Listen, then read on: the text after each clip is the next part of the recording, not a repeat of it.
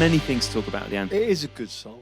You say it's a good song, right? I bet there's only one line in it you actually know. Champions. What was that?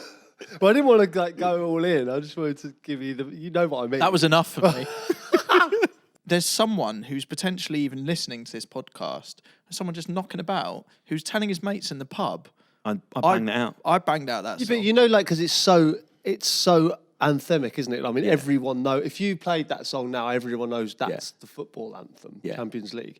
But, like, does he get royalties every time it's played? Yes, he must do. So at every game it's played. Right, here you go. It's a guy called Tony Britton, and he adapted it. Tony! He adapted it from a Handel anthem, Zadok the Priest. That's amazing. But in all, it's a massive tune, isn't it? Like, everyone goes, it makes the hairs on the back of your neck stand up, because I remember when I first played in the Champions League and I'm standing there and I'm listening to the music and I'm going, you feel like you've arrived. Well, can you hear it properly? Yeah, it's a big thing. Like, it's when you're playing for England, you're singing the national anthem. That's a massive, massive moment. Well, in club football, I don't think there's a bigger moment than you lining up, against some of the biggest players and the best players in the world, the other side, in the biggest stadiums, in the biggest sort of occasion, and that music plays. It does make the hairs on the back of your neck stand up, and you do get goosebumps. In club football, it's the biggest trophy, and it's what an honour to win it. I mean, I came close once upon a time. Did you Have you touched it? Yeah, that's what. No, I didn't. Obviously, like, you walk past it, don't you? You're not even tempted to give it a little tickle? No, just sort of. Yeah, no, I didn't. It's so weird because that day I think about it and I think, if I'd have won it, that's probably all I'd talk about, and I'd probably get a Clattenburg tattoo on my arm. But then I've got the runners-up medal and I don't even look at it. I don't even know where it is. I signed just after Istanbul. A lot of those players won the Champions League in Istanbul and possibly the best European final of all time. And then 2007, like, runners-up. It's like, for me, it was a big thing because, the journey there was incredible. Like, I cannot even explain to you the journey we went on to get there. But losing, once we lost, it was just like, that was it. That was like, didn't even think about it. I've watched it back since. Do you not see it from an achievement point of view? Yeah.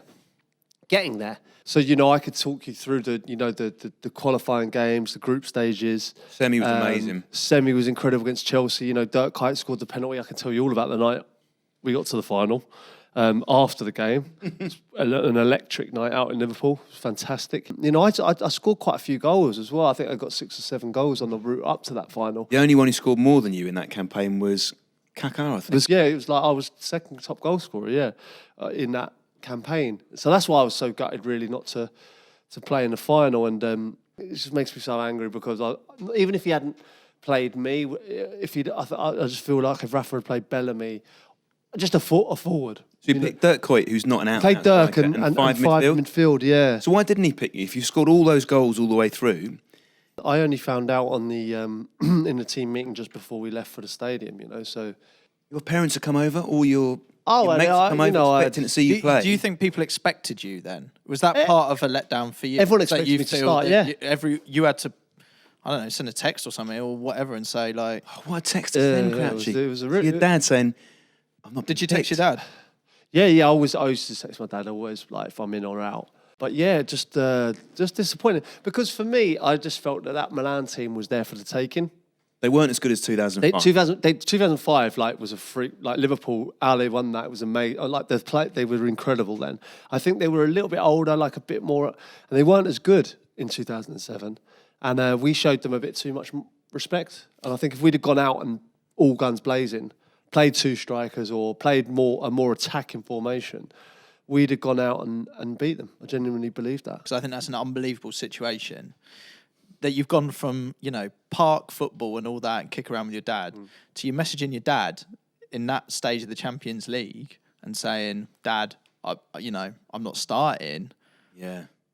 He has a hell of a responsibility in what he texts you back at that point. What did he say? How the is he playing ahead of you?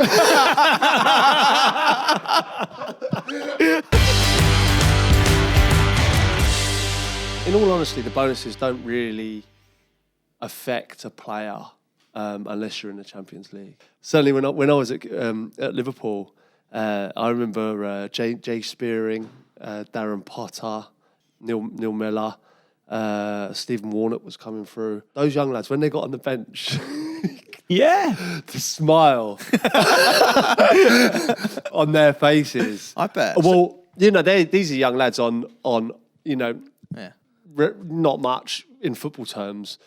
You could probably go back over it, right? So if you see some of the reactions of the players on the bench when a team has won in the Champions League, some of the celebrations are like they've won it.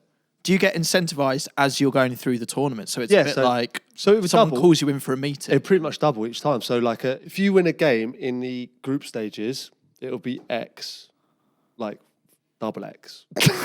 And then you get through to the quarters doubled, semis doubled, final doubled. At the start of the season, right, we go, right, we've done well, we've got ourselves into the Champions League. What does the club get from that? We have provided that. We've provided them with Champions League football. Is there any point, be honest with me now, any point in any game where you have thought about the bonus rather than the result? Not for 1 second. Like, not even, if they gave me like £1 and then £2, like, not for one, it's never been an incentive for me at all. It's sort of like, it's weird because you get paid very well for it, but you'd probably do it for free because it's the best thing in the world to do anyway. But, you go there and you go, right, someone's earning a fortune off this.